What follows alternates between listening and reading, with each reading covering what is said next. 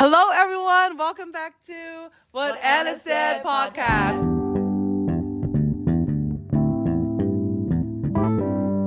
Give. So with that being said, Litl Champs was one of our sponsors, and we've had so many great sponsors this year. We had so many great community helpers just come around us that support the cause, that believe in these kids, which I'm so thankful and grateful for.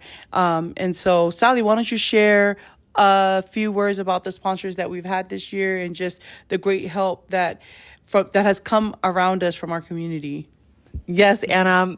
Our sponsors this year, we had our return sponsor, Big Kahuna Sticker Shop. That's right. Definitely shout out for always doing these checks for us, those jumbo checks that we love so much. They're so all the beautiful. details, the beautiful checks. Beautiful work. Yes. Sorry, can I just say something? Beautiful work, great customer service. They just work really well with us. They believe, not only are they working on the checks, but they really do believe in the cause. They're not doing it to get paid. They're not doing it for business. They do it because they believe in it. They do it because they want to be here and they want to support it. And that's just, I'm so thankful for their support over the years. And Big Kahuna, shout out to you guys, because you guys really make it happen every year. And I'm just so thankful. Thank you. Yes, thank you so much. And shout out to Dave with Midwest Wrecking Services. Yes. And I'm sorry, I'm going to say something again. Just thank you so much to David from Midwest Wrecking Services. Just thank you for hearing us out and believing in our story and wanting to support us. And not only that, but promoting us and helping us to get the word out there and just showing us different avenues and different resources, just really walking alongside us and helping us to see all that there could be. And I just love when, people want to walk alongside you, not just there, but also pushing you to be greater, pushing you to be more. And just thank you. Shout out to Dave for that, to David. Yes, thank you, David. Also, shout out to Tiki Landscaping. Mm-hmm.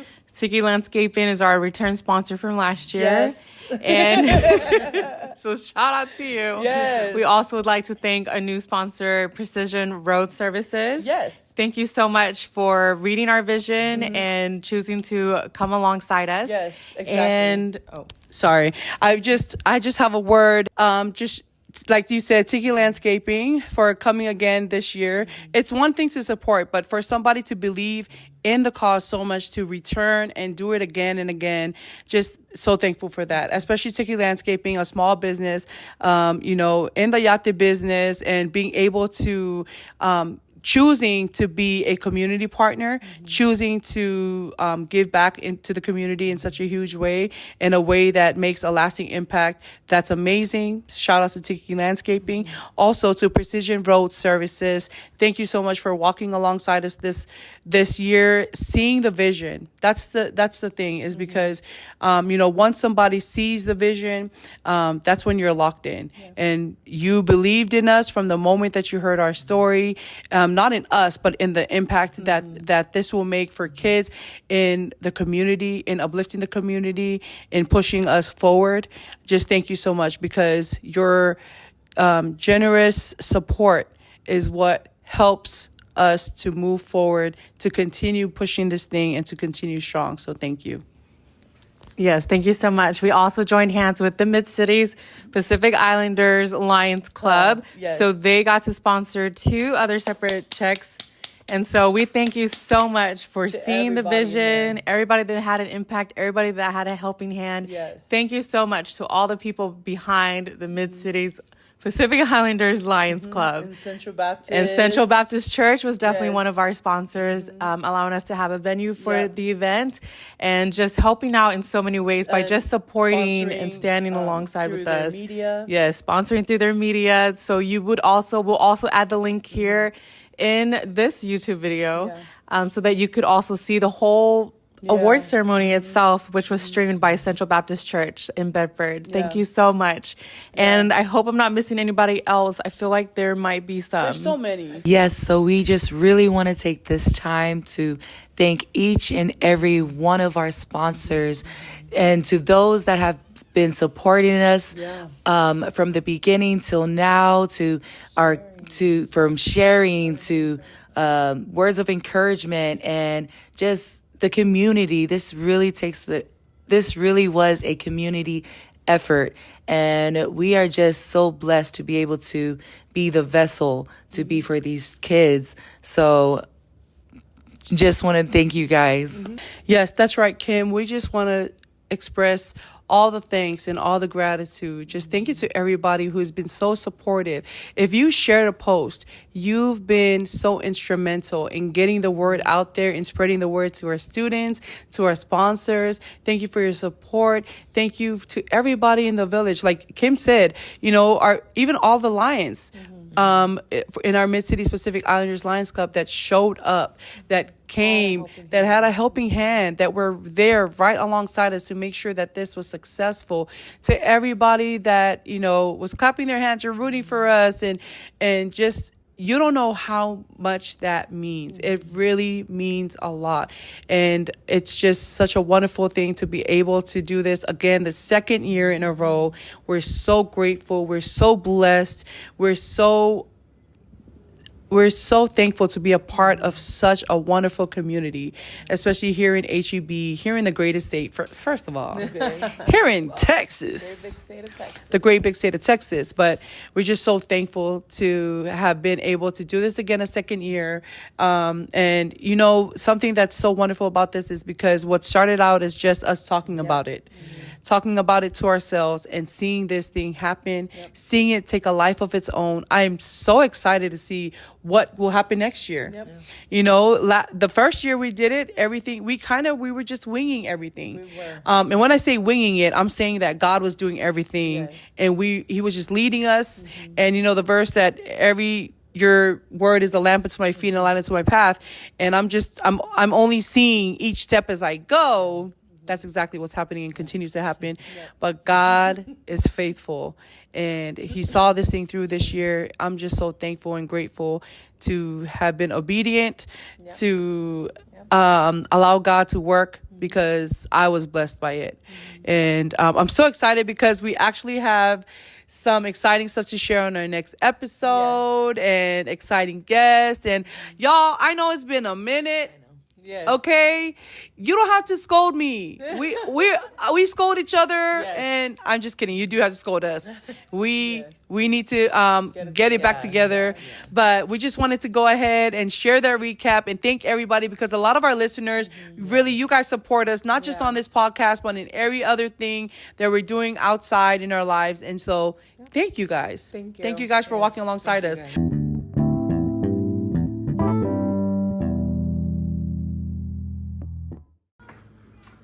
Hello, everyone. It's so good to be back. I know we've been missing in action, haven't been as consistent, but we are back, and we're here to stay. So we just want to say welcome back to another episode of What Anna Said podcast. Yes, so grab your coffee, or if you're on your morning jog or evening stroll, go ahead and just look at the beautiful scenery while you're listening to this episode.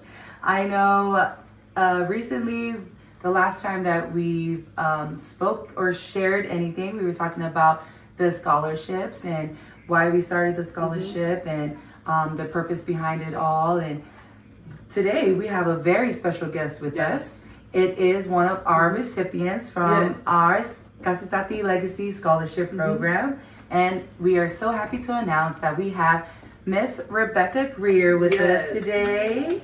Yes, thank you, Rebecca, for taking the time to just sit with us and just hang out, you know, have some time, get to know who is Rebecca Greer. Because I know this year our scholarship was a little bit different this year, and I know we mentioned that on our last episode. So we do have Miss Rebecca with us, and I'll go ahead and pass the mic over to Anna.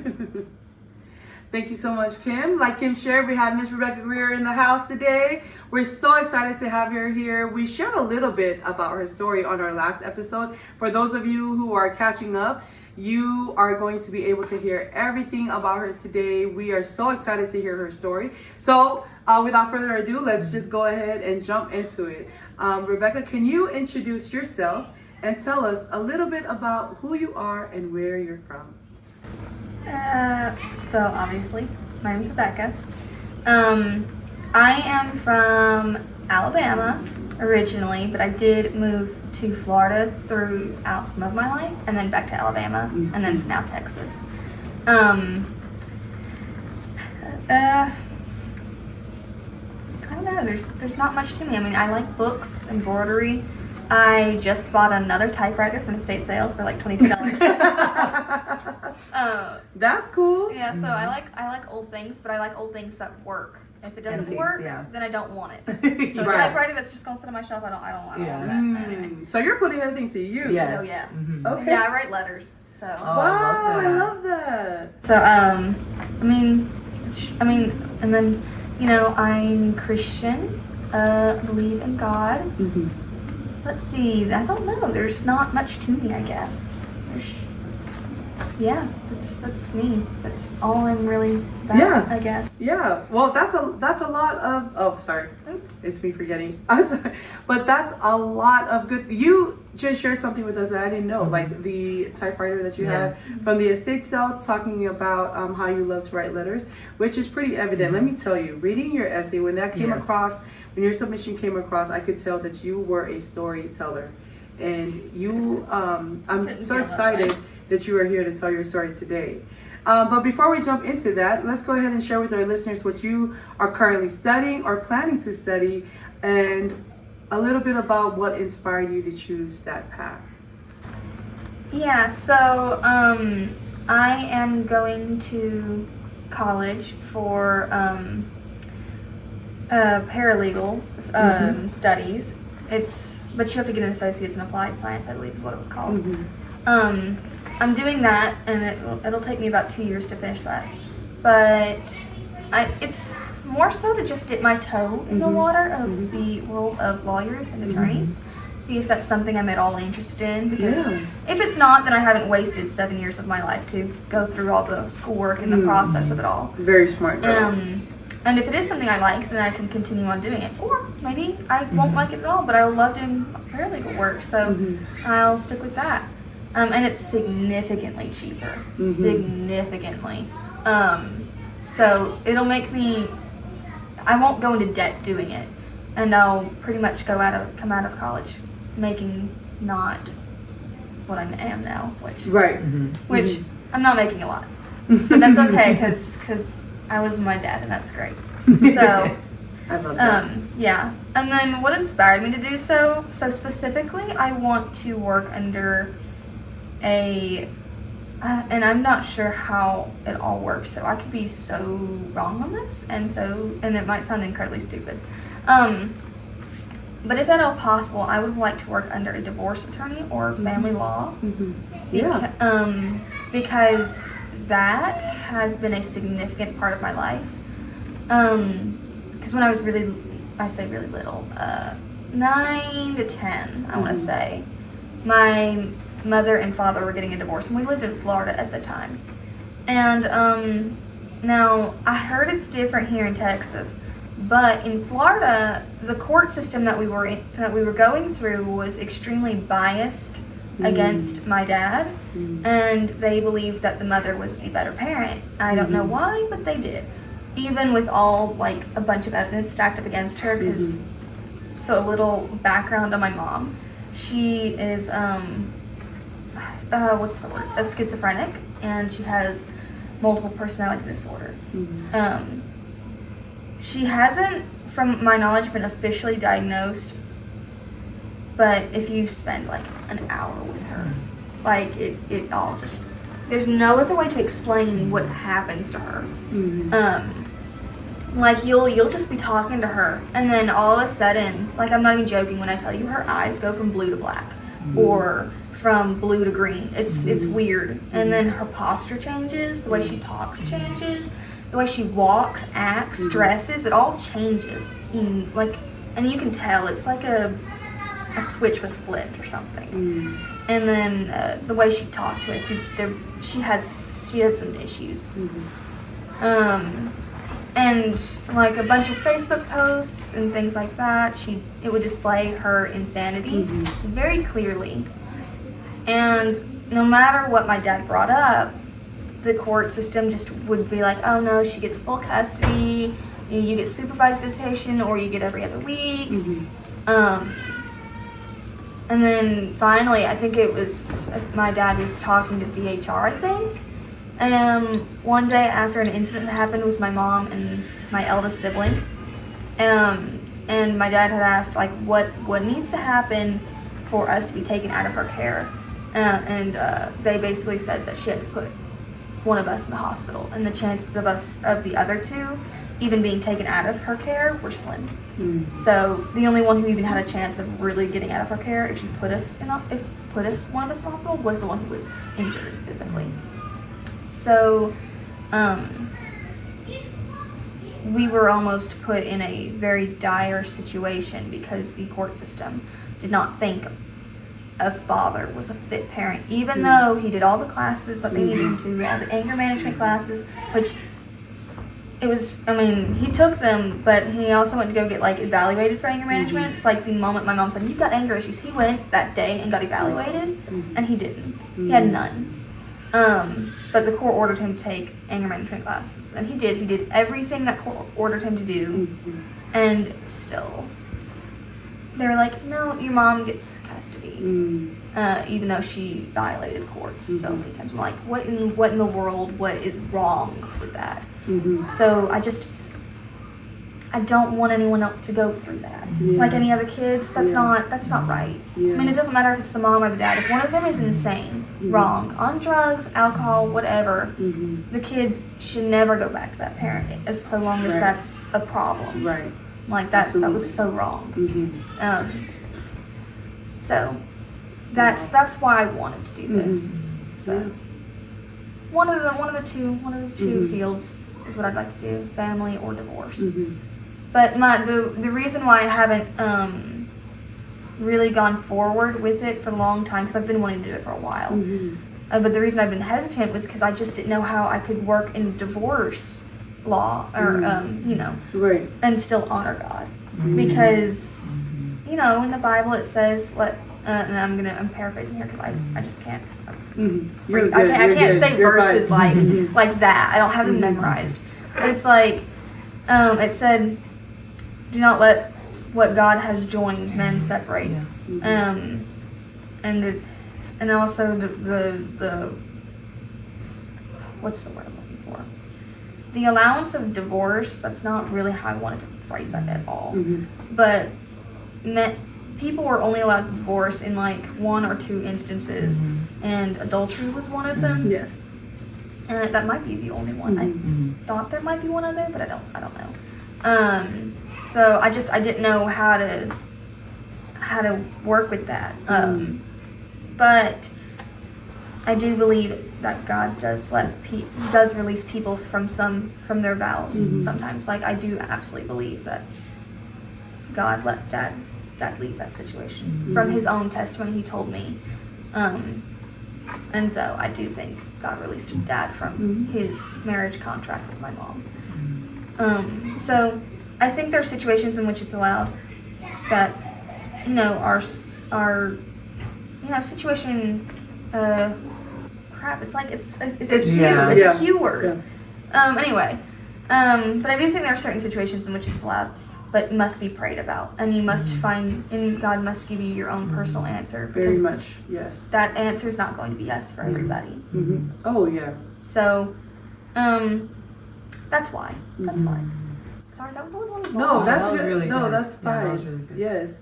Just listening to your story. Well, there's a lot of things here because you shared so much with us, and thank you so much for being vulnerable and sharing such an important and even heavy part of your story and childhood, and a lot of the things that you went through, the things that you saw, and the desire that you have now that was born out of the experiences that you had with your family.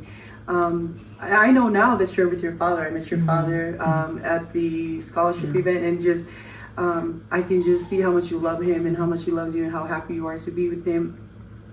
However it was that came about, I'm just so happy that is where you are today, just hearing your story. And I'm so sorry that those that were in charge, those that were given the task to uphold the law, didn't do right by you, especially in cases like that. It's sad to hear that the kids' own opinions and are not taken into account.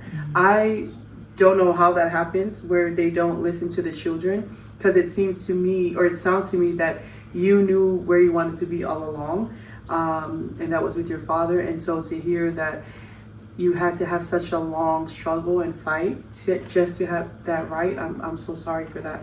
That really does break my heart to hear that, and breaks my heart because even for your mother, because when the state is giving her, you guys, full custody, it's letting her know, it's giving her the false confidence that she's able to take care of you, and so I feel like that they did not do right by your mother and did not do right for the children and also for your father.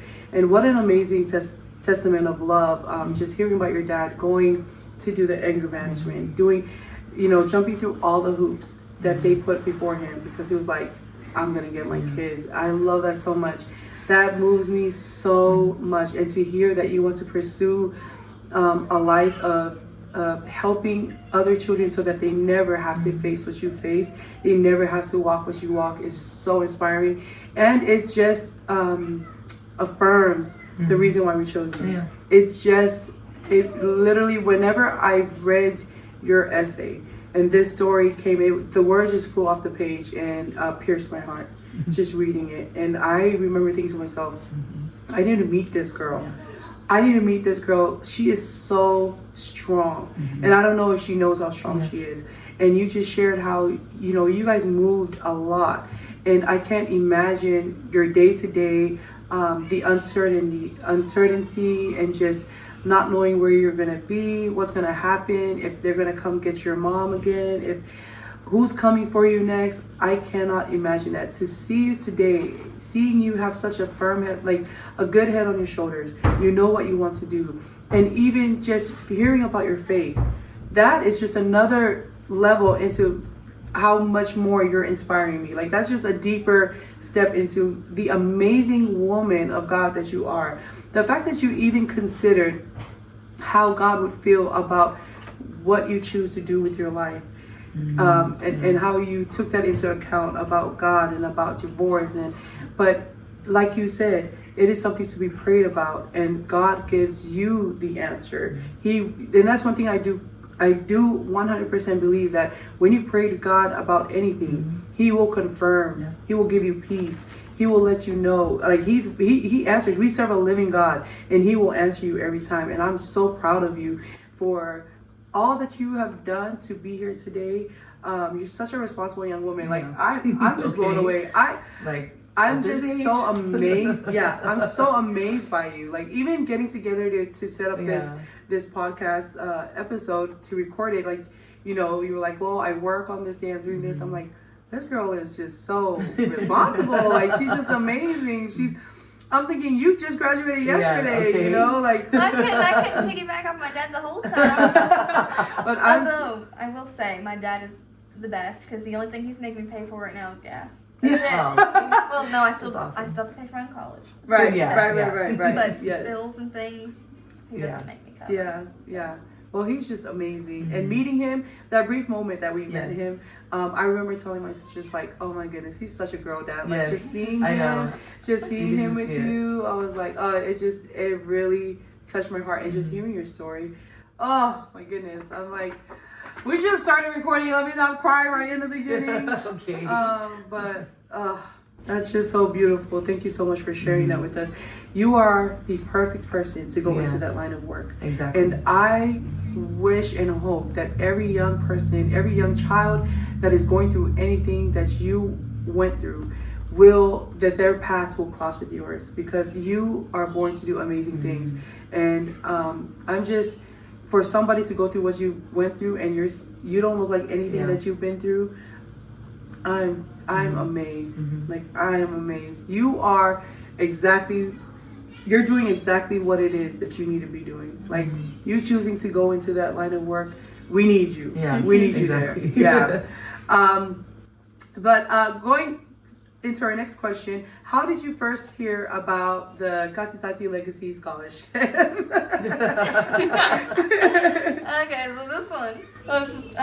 Okay, so this one was so it was the day the scholarship was due, And of course, you guys know that was the one day y'all opened it to all ethnicities. Yes. And Destiny told me about it in 5th period. What is she, y'all's niece? Yes. Yes. So Destiny told me about it. 5th period, last class of the day. It's like 3 something. I'm like, crap, because I've also, I mean, like, there were a couple of requirements. Like, you had to have 2 recommendation letters. You had to have your transcript. And there was one more thing. Like GPA, an essay. Yeah, an essay. Because the GPA is included in the transcript. And I was like, I don't know if I can do all those. But I heard it through Destiny. So she told me about it. Because she was filling it out herself. Yes. Right, and she was talking about it. She was like, "Oh, Rebecca, look, it's you can do it too." And I'm like, okay, I'll do it too.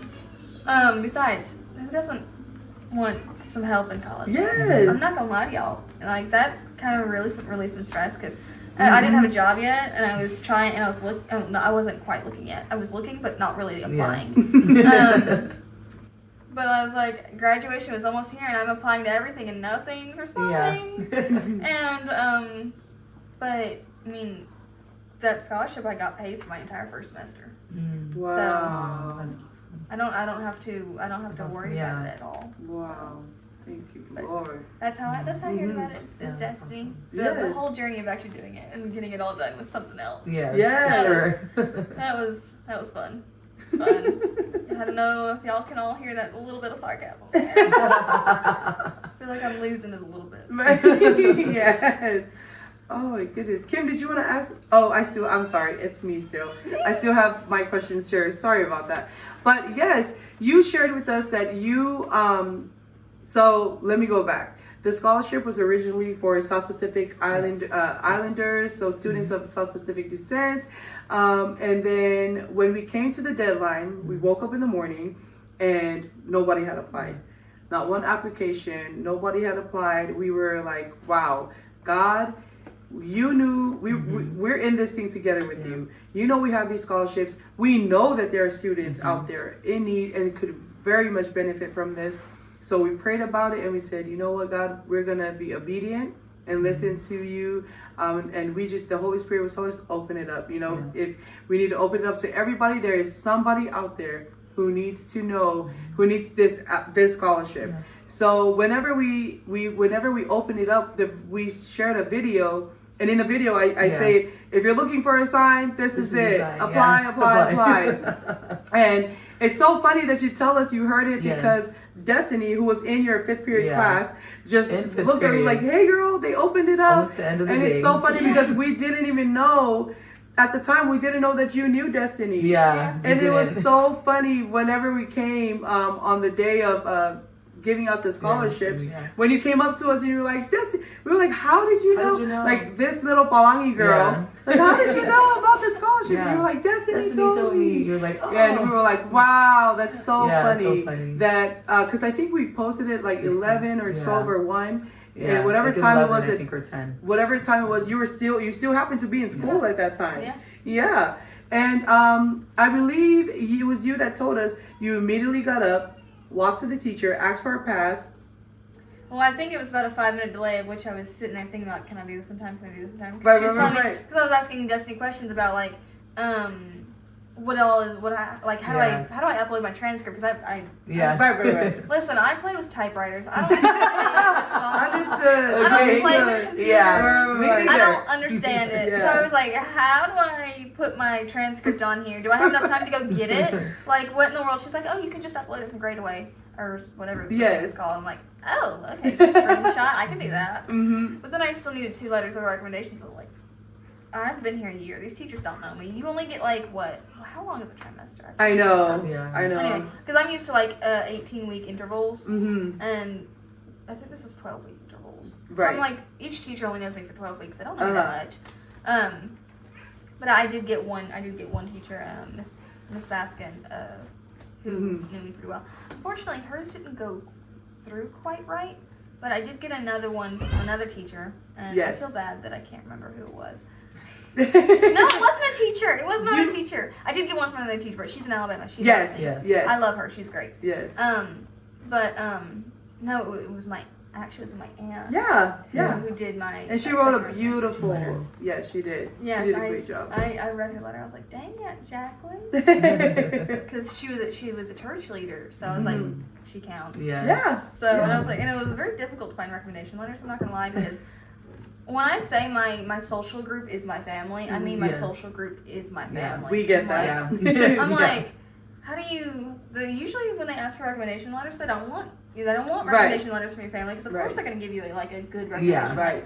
I don't really have another choice here, so Right. let's just she's a church leader. Yes. So recommendation letters. Yes. So What I love is that when we opened it up to everybody, we gave you guys a 1-day deadline. Yeah. And you got it done. Just You got it hours, done. yeah. Imagine that. A girl from Alabama who's only been here not that long, not Yeah, long not enough long to in know her Texas, teachers. not even and a year peers. yet. Not even Yeah. a year In yet. Texas, yeah. And she got it done. And I do believe that you were also having to help your Yep. friend move that same day or that next day while the deadline was quickly approaching and you still had a whole essay to put write. together.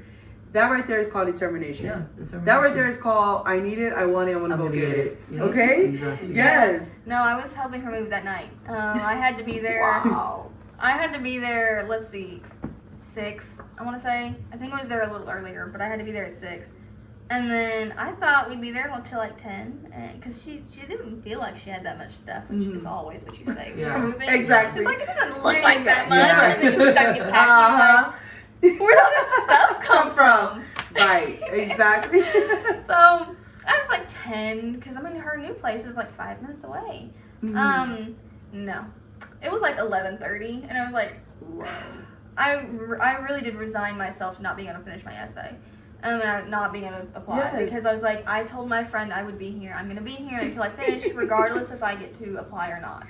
Now, would I like the money? Yes. Could I use Right. the money? Absolutely. Yeah. I don't have a job. I need to pay for college. I could really use it. Yes. But I told my friend I was going to be there, and my dad always said, when you say you're gonna do something, do it. Period. So I said I was gonna be here. I'm gonna be here. And then, but I did tell Brennan and Stacy, my 2 friends, that I had an essay that night that I wanted to finish. So try and speed it up. But I still had no intention of bailing on them. None at all. I wasn't even going to bring it up. Brennan, because we were almost done, and then we get a call from Stacy. She's like, we're dropping the bed off at my parents', but we realized we've left the. No, we called her. I was like, we still have these part of the bed frame. I don't know what it is. Yes. It's part of the bed frame. She's like, can you bring that by my parents' house? I'm like, yep. Yeah, we can. We absolutely can. But doing that pretty much sealed the deal. It's like, I'm not going to get to apply. Right. So we got to her parents' house, pulled them out, and Brennan was like, you wanna go home so you can finish your essay? And I was like, I didn't say yes, but I was thinking it. I was like, yeah, but I said I'm gonna be here, so I'm gonna be here. I said, no, y'all still need help. And she's like, no, but you've got an essay to do. I'm like, you're right, I do, but I said I was gonna be here. She was like, we can handle the rest. And then Stacy came out. She's like, yeah, you're a good girl. So I was like, you sure? You're good. I'm like, because if you're really good, I'm gonna go. Yeah. Like, and my cousin was also there, and they were all like, yeah, go, because they only had a couple more things to have. So I was like, okay, thank y'all. And I went home, and that is the fastest I've ever written an essay. You know, you praise it, and I'm sitting here like, this is the worst essay I've written in my life. I'm not even joking. I didn't have time to think about my roadmap on it, because I've got a process of writing an essay. And I just didn't have that. I didn't have the time to do it, because my process for writing an essay is, and also, by the way, personal essays are the worst thing in the world. Yes, I know. Worst thing. But usually I spew out a bunch of stuff on the paper, and I pick whatever I like, the diamond in the rough, basically. And then I go from there until I've got my introduction. Once I've got my introduction, the rest of my essay writes itself, because your thesis statement is your last sentence. Yes. Well, in your last sentence, the way I build it is actually, it briefly touches on what my first, second, and third paragraph are going to be about. And then I can just go over those 3 topics that I mentioned in my thesis in my next 3, and then I've got my conclusion. And that didn't happen this time. Yeah. Well, I loved it. It was it was well put together. When Yeah. it came through, it was raw, it was Mhm. honest, Yes. it was genuine. I could tell that this was someone, sometimes when we're the most tired or we've had a Yeah. long day, Mhm. our honest thoughts are just Yeah. our most honest thoughts are just coming out, whether on paper or through song or poetry. And reading your submission, that's exactly how it came through. Just really authentic Yeah. and really true to the person. I knew when I was reading this, I was like, this person is not giving us fluff. Yeah. They're not just adding words to add words. Exactly. Everything that you said had meaning and had purpose, and you meant everything that you said. And so that's exactly what reached out to us. That was the first thing that caught our attention. So even though you quickly put it together, it was well done. And thank God for good friends. Yes. Friends that care about you and know that you have something else going on that's for your best, and they want you to do your best, and they let you go so that you can do that. Yeah. So, and also the other way around, to friends who keep their word, because you said that Exactly. you'd be there for them. Thank God for dads who help us to keep our word and teach us about integrity. And Yeah. I love that you were still able to do both things. You were still able to show up for your friends and show up for yourself. Because look at us here. Yeah. Like, the fact that you won, I know. that is awesome. I'm glad that you your long day didn't go in vain. Yeah. That's pretty great. Yeah, exactly. Just like what Anna said. I mean, integrity and just dependable. That's who you are, Rebecca's dependable. Really? And I think that's the best characteristic that anyone can have Yes. is someone who's Seriously. dependable Yeah. through anything. Doesn't matter if the walls are tumbling down or the car's broke down or anything. You're gonna You're like, be I'm gonna be dependable there. and you're gonna be there Yeah. and keep to your word. Right. And I love that about you. Someone that's dependable, that's like one of my biggest things that I aim to teach my children is to be dependable, to stand on their word. If they say something, they have to keep their word. And that my kids, there's a lesson that sometimes they'll tell each other, like, okay, if you do my chores, I'll give you $1 or I'll give you, $5. Bribery. Yes. So they'll do that. And then they're like, okay, so the kids will do it. And then when the time comes to pay up, they'll be like, okay, I don't know. But we're like, nope, you said it in your word. You need to keep your word. So my kids know very well about that. Yeah. But what did it mean to you personally to be selected as a recipient of this scholarship? I'm not really sure, because thinking about what something means personally to me isn't something I dwell on. Truly, it really isn't. It meant a lot, because I did really the stress of having to worry about how I was going to pay for my first semester, because I loathe student loans. I really, Me too. really do. Me too. Like, the thought of being in that much in debt Yes. Right. and feeling like I'm drowning was Yeah. honestly not. I unsubscribed. Yeah. Yeah. It was not appealing at No, all. no, I no. didn't care if my associate's degree is only going to cost me about $5,000, because I am going to a really Right. Yeah. cheap place. Yes. Work community smarter. college. Work Yeah. smarter. And it's only going to take me 2 years, so it really isn't going to cost me very much at all. But if I didn't get a job, I'd still have to pull out those student loans. And I was like, I Right. was not a fan. So the scholarship really relieved that kind of stress, because bless my stepmother and my dad so very, very much, but they were not stressed. I wasn't stressed about so many different things, but this Yeah. one I was worried about, Yeah. and they weren't worried at all. I'm sitting here like, that's great. Y'all. You're not paying for it. Yeah. I am. I'm the one who's gonna be Right. in debt to this if I can't cough up the money. Right. So it was very relieving for me. But I mean, beyond that, I haven't really thought much on it. It's just relief. Yeah. Yes. Relief, because that thought is out of my mind. I'm not Yeah. thinking about it again. Now I'm worrying about how to pay next semester. Yeah, exactly. At least the first part Right, is done. done. Now Buys me a little more time. Exactly. So the next question was asking, how has receiving the scholarship impacted your academic or personal journey so far? But as You already answered, you already yeah. answered Yeah. it. You've already shared. It's just a big, Relief. a big relief off of your shoulders, just taking care of that first semester. Awesome. Was there anything about the mission or purpose of the scholarship that may have resonated with you, even if you don't come from a Pacific Islander background? Yeah, I don't remember much about the description, but really stuck out to me was your tie to family. And y'all mentioned y'all's grandfather a lot, and how much, how he oh gosh, if I can get over my fumbling of words. But how he inspired y'all and why y'all want to do this and how it tied to him a lot. And that to me definitely spoke, because, my family means a lot to me. My dad means a lot to me. Like, most kids grow up and they don't look at their parents or their dad or their mom as their heroes anymore. And I'm like, no, my dad is still very much my hero in my eyes. Now, I understand he's a sinner just like the rest of us. Yeah. He's not perfect by any stretch of the word. But, he does his best. And that, to me, is so valuable and so meaningful. Yeah, very. And so my dad is still very much my hero. And the way y'all talked and about y'all's grandfather in that description, I don't know, it was very meaningful to me. Because it showed just love. Yeah. And that, to me, that was very important. Thank you so much. Yes. But thank you so much for saying that. But just like you said, these days kids don't look at may not look at their parents like they're heroes, but you do. And you really do, because that was one of the things that really resonated with me when I read your submission.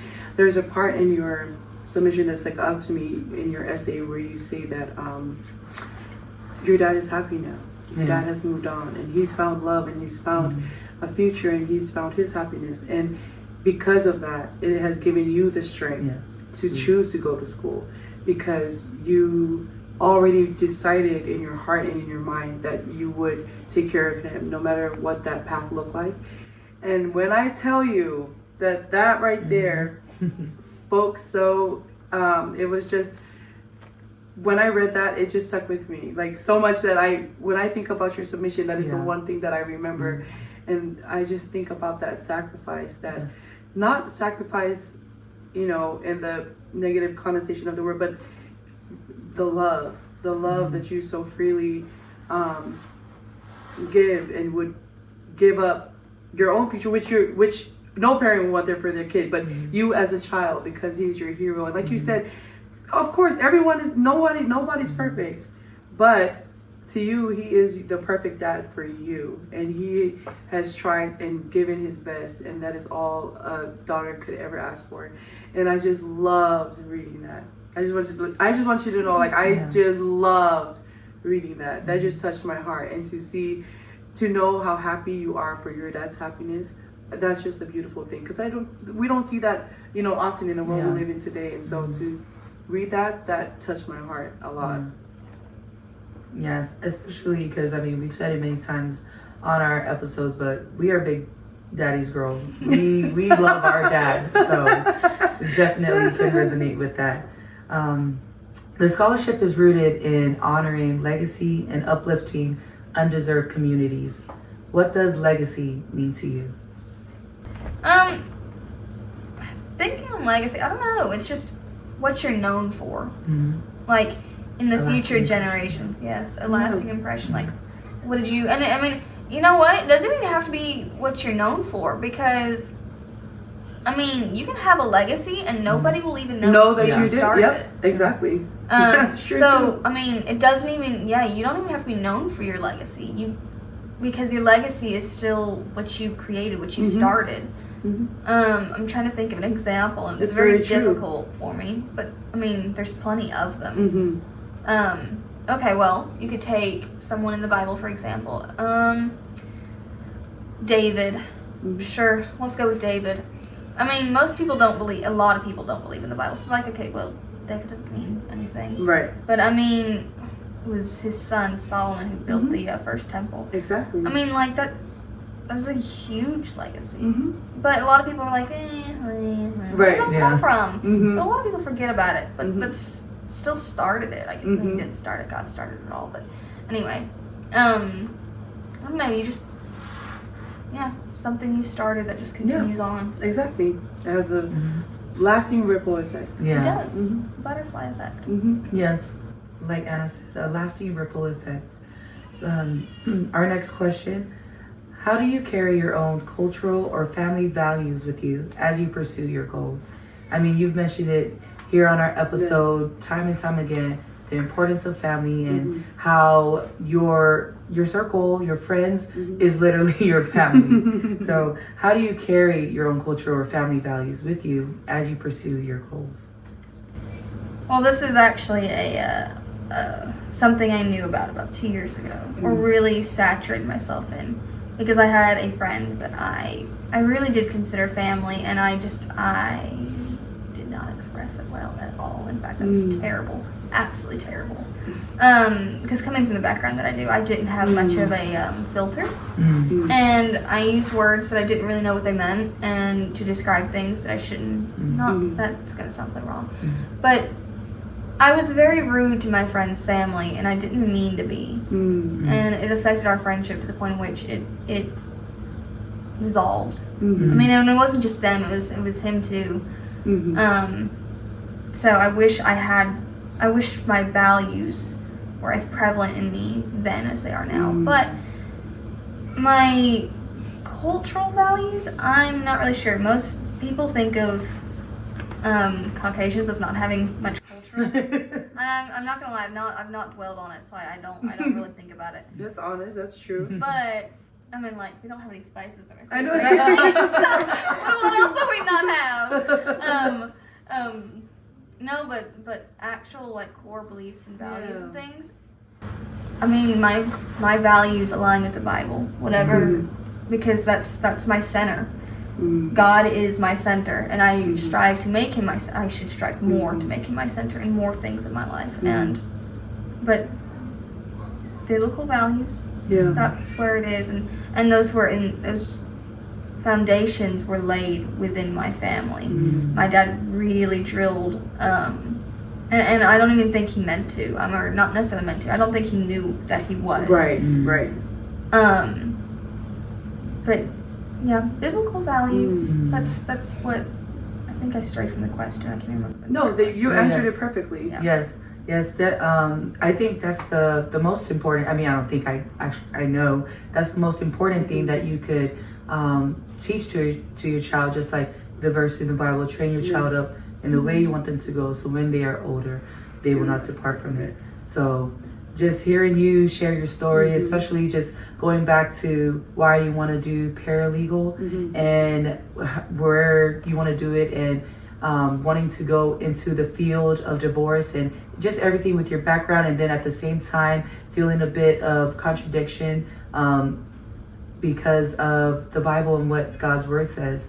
And it just shows the honor that you have for God, the honor that before you do anything, you go to him first. Like you said, the pillars that your father, as he built your family, without whether he knew it or not, but it just showed that God has been your cornerstone throughout your entire life till today. So I think that's something that is great. And also, I think it's beautiful that you're able to self-reflect and just be so self-aware of your role in a past friendship, or in anything that, like you shared with us, a friendship that dissolved that you did not realize until many years later, just looking back at your habits, or how you thought, how you spoke, the values that you had at that time versus today. Just like I said at the beginning of this thing, like it's giving responsible. Okay. It's giving I've learned and I'm better. Okay. It's just, I just love that so much. I love that so much. And I'm just so happy that you're here to share that with our listeners, and just sharing those different point of views, because, as a former young person myself, if I truly, I don't think our minds actually age past 27. Oh, very true, because sometimes your mind thinks you can still do stuff that your body's like, hold up. right. But it's just a beautiful thing to see, and it definitely gives me hope in our the future generation and the generations today. Just hearing you being able to share, like I said, everything that that I read from your essay is the same thing that we're getting right here. Just authentic and real and honest, and like you said, that might come from your background, you know, just having no filter.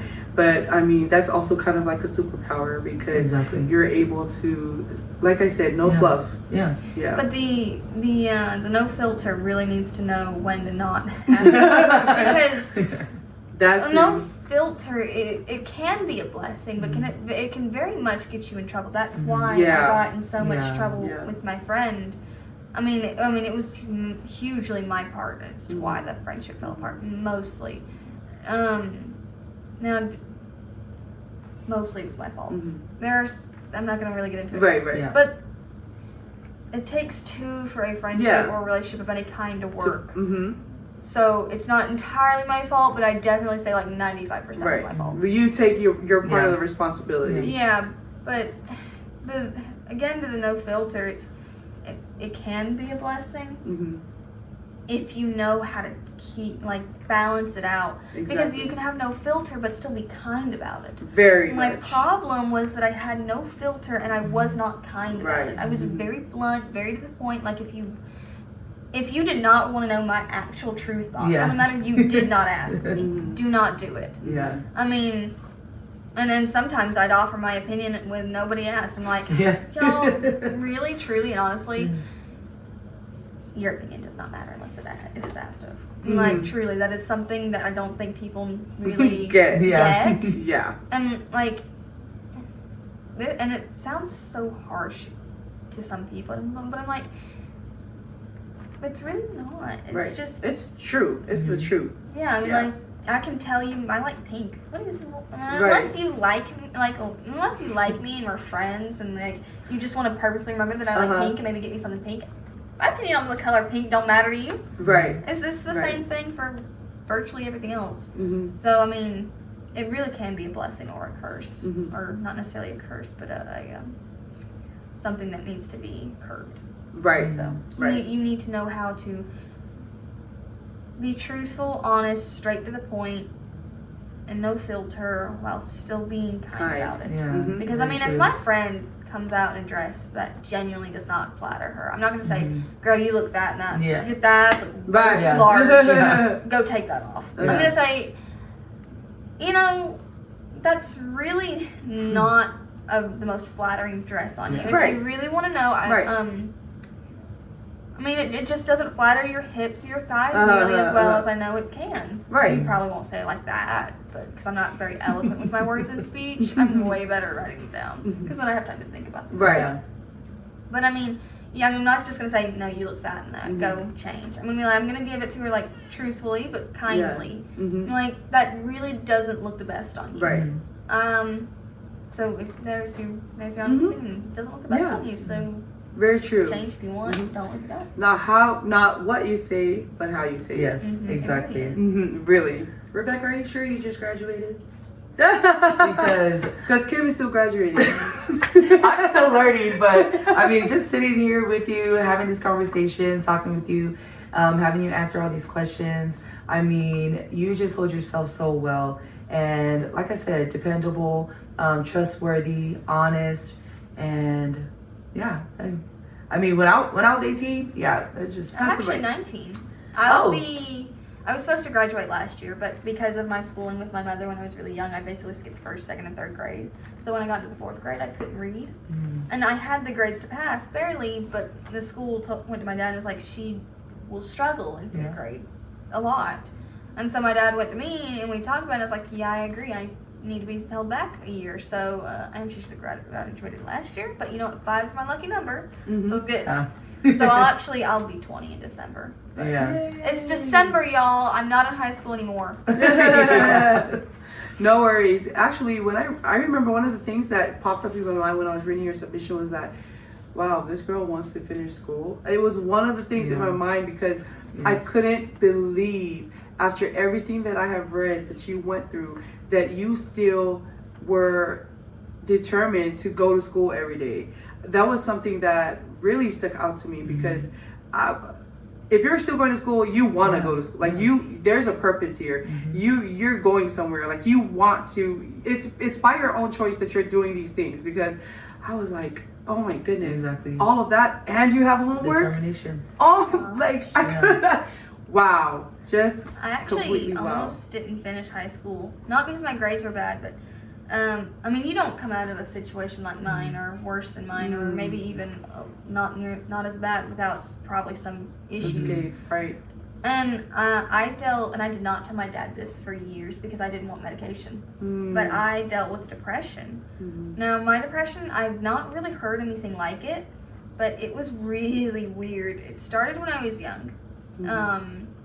And it would come for like a day, and then it would go away for a long time, and then come for a day again, go away.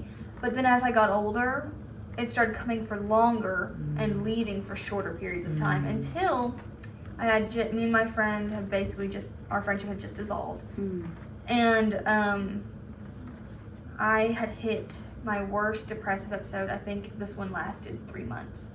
And it was horrible because I don't even know how to describe this properly, but when I'd go through school hallways, I'd feel like I was looking at my body from back here. I could see the back of my body walking, and I wasn't in it. It was so weird.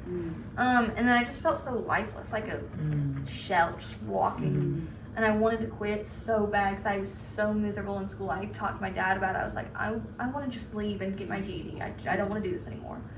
I was very close to quitting. I even went to go see my counselor about it, about quitting, until one day, by God's grace, and I remember exactly where I was when it happened. I finally gave it to God. I was like, Lord, I cannot do this anymore. I'm miserable. I can't do it. And I mean, y'all, not 20 seconds, not 10 seconds, gone. Gone. It has not come back. I mean, it's been over a year now since I've had a depressive episode. So I mean, I still didn't tell my dad about it for a little while after because I didn't want my dad to feel like he failed. But it was the first thing I think I ever successfully handed to God completely, like just let go of control of.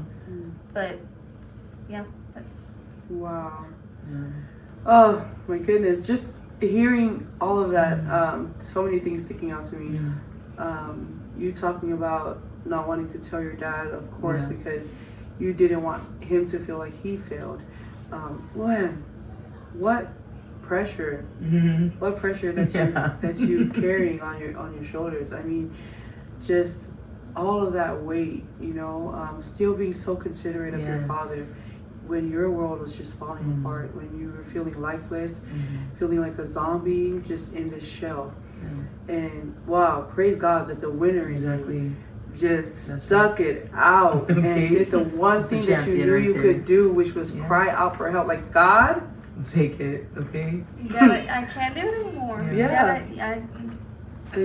Surrender. I surrender. Yes. Man, that's just powerful. what a powerful testimony. Just hearing that from you and just hearing that. I mean, you're a winner. You know what I'm saying? Like, you are not a quitter. I'm finding out over and over again, you are the champ. You are the champion, okay? Wow. Just, well, it ain't me, it's Jesus. Exactly. Yes, that's right. Yeah. Who lives in me. Yeah, exactly. That's right. Exactly. And just, that is just amazing to hear. And I just love that. I love that so much. Our next question here, what advice would you give to other students who may be hesitating to apply for something because they may think they're not the typical candidate? I know with you sitting here with us, you definitely were not the candidate when we set out, and you ended up being our recipient this year, which we're so blessed to be able to have you. But what advice would you give to maybe other students who are in the same space that you were not too long ago and thinking, how am I gonna pay for something? Looking for a way to make things happen, to find maybe the financial means to make something happen for their future, for school, for an application they think they might not get. What advice do you have for them? Well, first of all, you've got to rely on God because He's going to take you somewhere in your life. And honestly, I heard something a long time ago. It was like, God's gonna take you somewhere, and if He's gonna take you there, let Him worry about paying for it. Period. Yeah. So Look, Exactly. God, your that will, part. your bill. Okay. well, it's kind of Your like way. that, yeah. But I mean, because He tells us He will provide for us. Like Yes, He tells us, Exactly. Not to worry. doesn't your Lord provide for the birds? Aren't you much right? more valuable? Exactly. So Ooh, why speak worry? it. Okay. I Don't worry mean- like the pagans. Yeah. So I mean, why would I worry? And now I'm not gonna say I didn't worry, because I did. I said Right. so earlier, or I worried.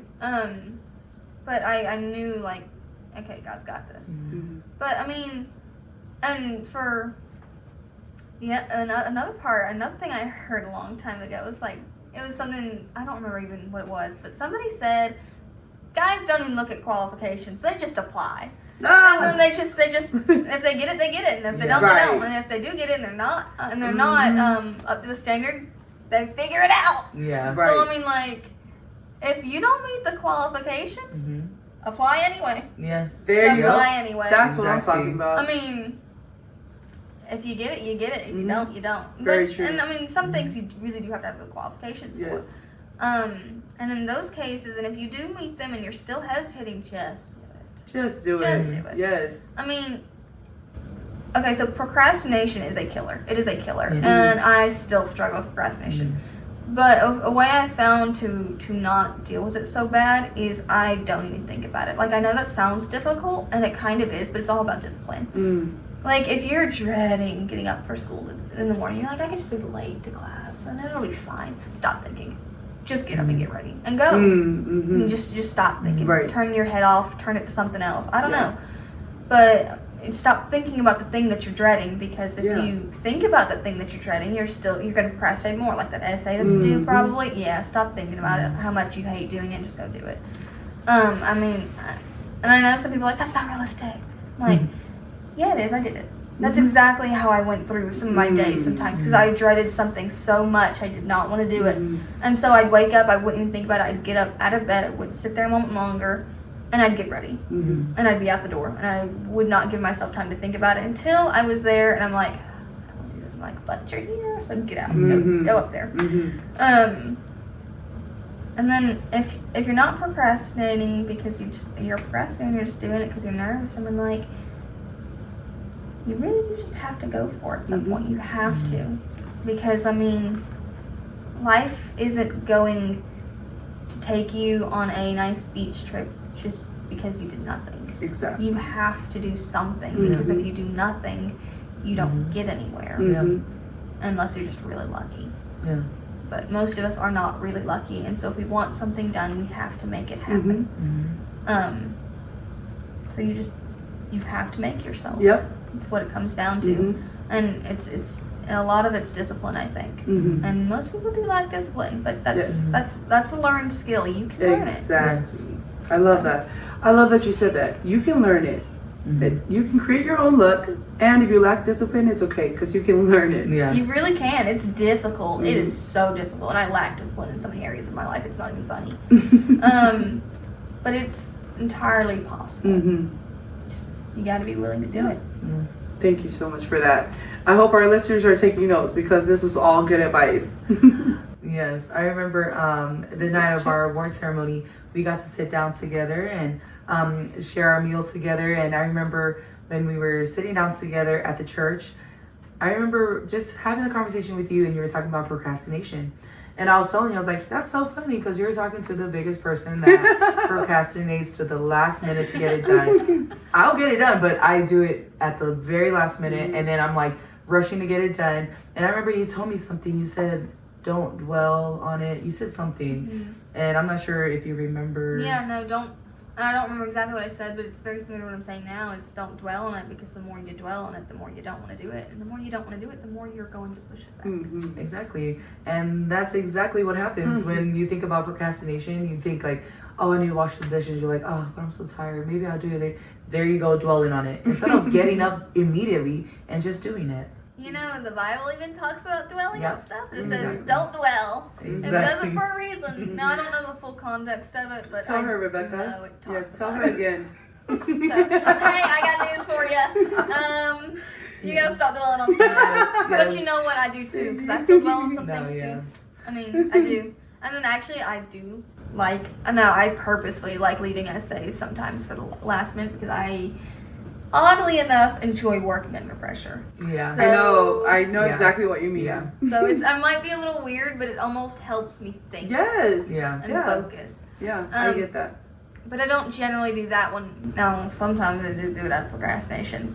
But sometimes I don't. Sometimes I do it because I actually need the stress. Yes, to push help you. me Yeah. focus. And some people are like that. They work very well under pressure and with high stress situations, and it just makes them focus and work. Yeah. So some people it's less of procrastination, and some and more of just they need it. They need the deadline. So I'm like, okay, I actually do understand that one. But if it's just you don't want to do it, you don't want to do it, you don't want to do it, so you're pushing it off, no, you gotta stop thinking about it. Yeah. It's a habit. You're making a bad habit. Exactly. Push yeah. it off. Cut the habit out. Okay. You really are. Put it with good habits. Yeah. Any last words of encouragement or shout outs that you'd like to share with us today, Rebecca? Any thanks to your family, to your community, anything that you want to share? Well, with any luck, my family won't find this. I'm sorry, they won't find this, so that way they're not over here embarrassing me with it and replaying it and like replaying it, replaying it and replaying it and replaying it. I'm like, Yeah, So, I feel you. Yeah. But I mean, words of encouragement. That is not my area of strong suit, y'all. It really isn't.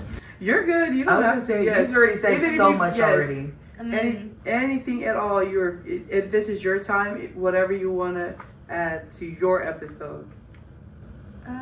look to God in all things. I know people say that and it sounds so corny and so like overused and just so, I don't know. But I mean, really, you look to Him, He takes care of you. And then I know people don't want to hear it, but you sometimes have to be harsh on yourself and the realities, and you have to face reality. You can't live in an illusion, or a delusion in some cases, because you don't get anywhere that way. So sometimes you have to take a hard look in the mirror and you say, I can't do this anymore. I've got to go and face it. So whatever it is that's out there that you're running from, maybe it's time to stop and stare at it dead in the eyes. So, and say, I'm not running anymore, even if it's God. But let me just say, I don't know if I really recommend trying to stare God directly in the eyes. I'm like, and the way I'm saying meaning that is like in a challenging way. I don't recommend that one. If you're going to God, I recommend humbly but boldly. I've not quite figured out how that quite works, but humbly but boldly. So I guess that's it. Just beautiful. Yes. Thank you so much. Thank y'all. This was fun. I mean, just you sharing that is very true, Rebecca. And like you said, literally give everything to God, and God will take care of it. And I know you shared about, just to touch back a little bit, but how you were saying, you felt like you were in a shell. And it just goes back to giving everything to God, let God handle everything, is to let go and let God. And it just brings me back to this illustration that this woman has shared that I came across on her video. And she was outside going for a hike, and the river beside her, the little pond beside her, was frozen. And she said when she looked at it, she saw it was frozen. But she said as she kept following along, looking at the pond, at the very end, there was water coming out from the bottom. And there was like a little waterfall. And she said if you looked very closely, even though it looked frozen, underneath the water was still moving. And it was saying that's the same as God. When we let go and we let God, that we don't know what's going on. It seems like sometimes we're still, and it seems like the season, like you'll never get past it. But to know that God is still moving, and something beautiful will come from it if you give it all to God. So thank you, Rebecca, for sharing that word of encouragement. And to our viewers and listeners tuning in, please leave some words of encouragement. Leave something that may have inspired you just from listening from this episode with our very own Miss Rebecca Greer. Something that you want to tell her, encourage her, something, anything it could be. But go ahead, leave it in the comments down below, or reach out to any of the sisters. And anything else you want to share? Well, yes, like you said, anybody that has anyone, to all our listeners that are listening, which thank you so much for listening, first of all, because today was a real special treat just hearing Rebecca, her stories. I know for me, I am walking away from this episode inspired, amazed, just the same way I was when I first read her submission, and just getting to know you more, and just to hearing more from you, and you sharing your story and your journey, and just seeing it, because you not only say, but we can truly see it. Even meeting your family the first time that we met you, which was when we were awarding you the scholarship, but that was just such a beautiful interaction, and even today with this episode. So thank you so much for be willing to do it, because you responded right away when we reached out, and made it happen, and you're here right now on this couch. Oh, I'm pretty sure I missed the first email. I was like, oh, I'm so sorry. No, you're knowing that you have no socials like that, it just only makes sense. So thank you so much for even responding to us. But I'm so thankful for this. And like you said, you hope your family doesn't find it, but I'm so excited for when they do. I'll probably tell them, be like, y'all, here it is.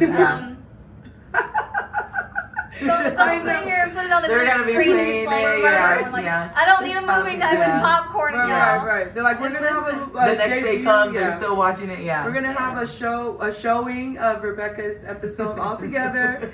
We're gonna get together and watch it as a family. No, because I'm not sappy with them. No, they get smart ass responses, and they get my claws. I mean, I'm joking, sort of. No, I know what you. Yeah, I don't get sappy, Rebecca. Right. Sappy Rebecca is very uncomfortable. like, oh my gosh, no. Yeah, I know. So if they heard this, I feel like my dad would probably cry. You would. Any parent, me as a parent, I would cry. I'm actually gonna probably cry when I watch this back, because I wanted to cry earlier, but I'm trying not to. Okay. Make this whole thing an emotional thing, but yes, but we're so thankful. Thank you so much for coming out, Rebecca. Everybody, please share this video, share your support, share your encouragement, and continue to tune in, because we can't wait to come back next time with updates on what Rebecca's doing, where Rebecca is in the world, what's up with Rebecca. But thank you everybody for tuning in. We'll catch you on another episode of What Anna Said podcast. Bye.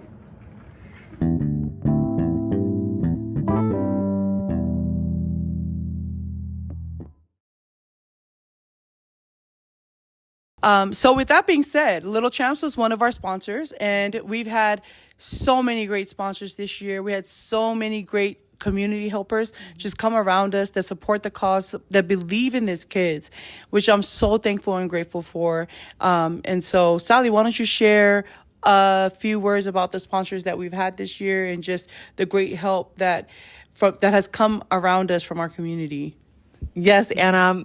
Our sponsors this year, we had our return sponsor, Big Kahuna Sticker Shop. That's right. Definitely shout out for always doing these checks for us, those jumbo checks that we love so much. They're so all the beautiful. details, the beautiful checks. Beautiful work. Yes. Sorry, can I just say something? Beautiful work, great customer service.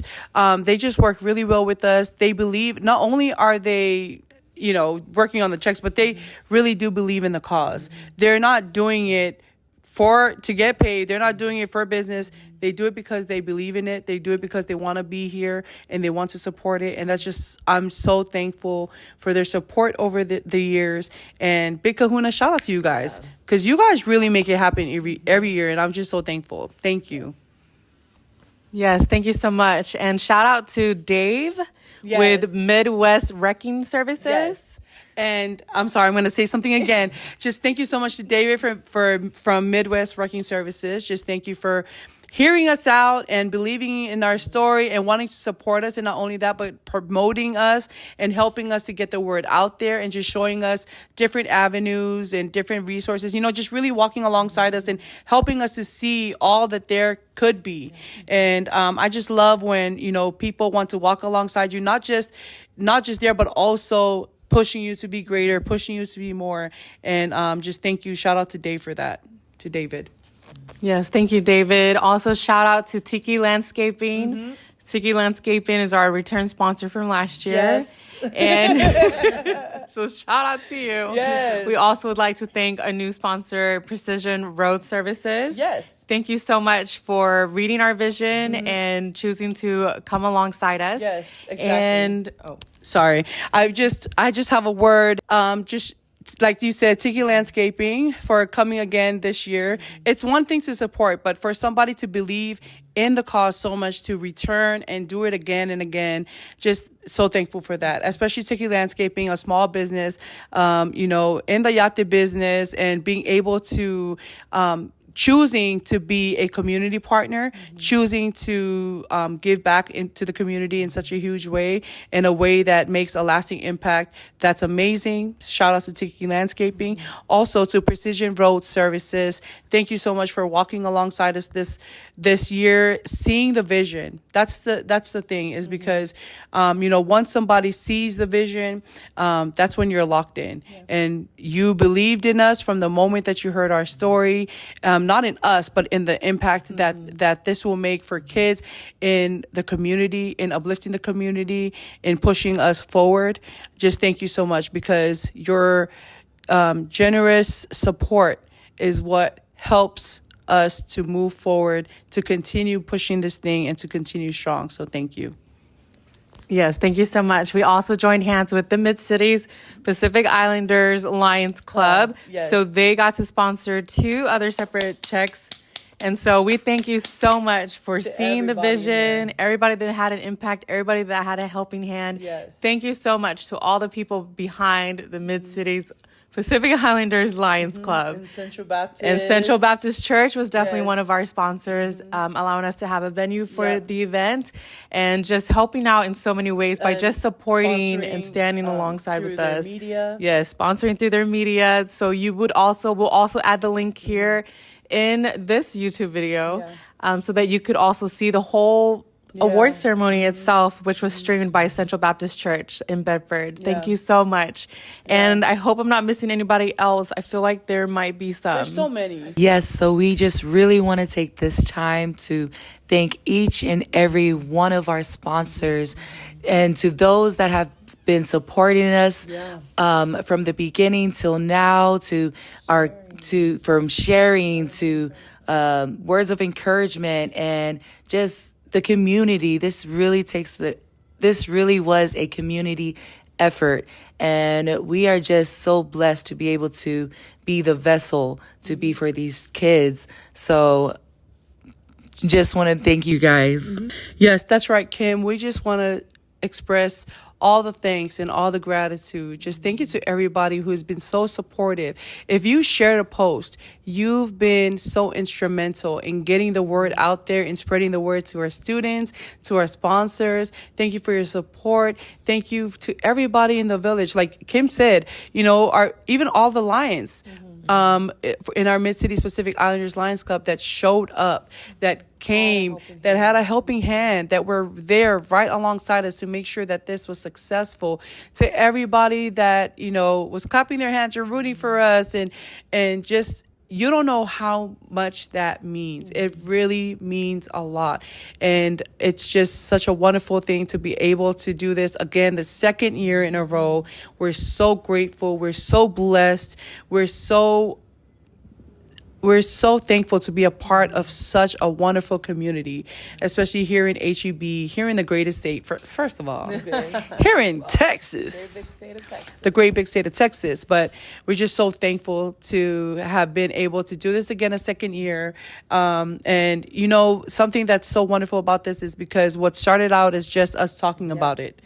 Talking about it to ourselves and seeing this thing happen, seeing it take a life of its own. I'm so excited to see what will happen next year. The first year we did it, everything, we were just winging everything. And when I say winging it, I'm saying that God was doing everything, and he was just leading us. And the verse that your word is the lamp unto my feet and a light unto my path. And I'm only seeing each step as I go. That's exactly what's happening and continues to happen. But God is faithful, and he saw this thing through this year. I'm just so thankful and grateful to have been obedient, to allow God to work because I was blessed by it. And I'm so excited because we actually have some exciting stuff to share on our next episode and exciting guests. And y'all, I know it's been a minute. Yes. Okay, you don't have to scold me. We scold each other, and I'm just kidding. You do have to scold us. We need to get it back together.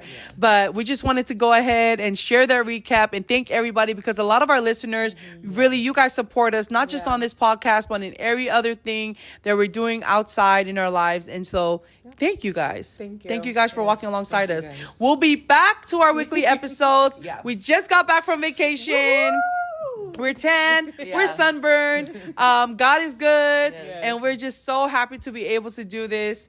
Thank you guys. We can't wait to talk to you guys again. We'll catch you on another episode of What Anna Said Podcast. Bye.